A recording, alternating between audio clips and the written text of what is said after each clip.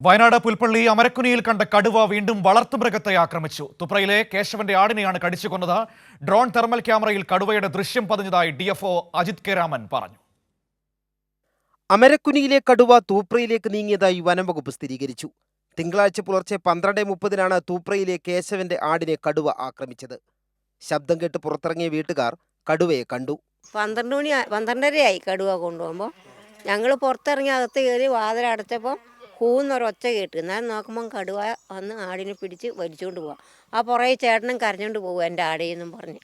ചെറിയ ഭാഗം മാത്രം ഭക്ഷിച്ച് കടുവ ഉപേക്ഷിച്ച ആടിന്റെ ശരീരാവശിഷ്ടങ്ങൾ ഇരയാക്കി വനംവകുപ്പ് കൂട് സ്ഥാപിച്ചു. പുലർച്ചെ 4:30-ഓടെ കൂടിനടുത്തേക്ക് കടുവയെത്തി. കേബിളിൽ തട്ടി കൂട് അടഞ്ഞതിനാൽ കടുവ കൂട്ടിലായില്ല. വൈകാതെ തന്നെ കടുവ കൂട്ടിലാകുമെന്നാണ് പ്രതീക്ഷയെന്ന് Wayanad south DFO Ajith K Raman പറഞ്ഞു. ആടിനെ പിടിച്ച സ്ഥലത്ത് നമ്മൾ കൂട് പെട്ടെന്ന് തന്നെ സ്ഥാപിക്കുകയും ഈ കടുവ പിടിച്ച ആടിനെ തന്നെ ഇരയായിട്ട് സ്ഥാപിക്കുകയും ചെയ്തുവെങ്കിലും ദൗർഭാഗ്യവശാൽ ഈ പറയുന്ന കടുവ കൂട്ടിൽ ഇതുവരെ കയറിയിട്ടില്ല.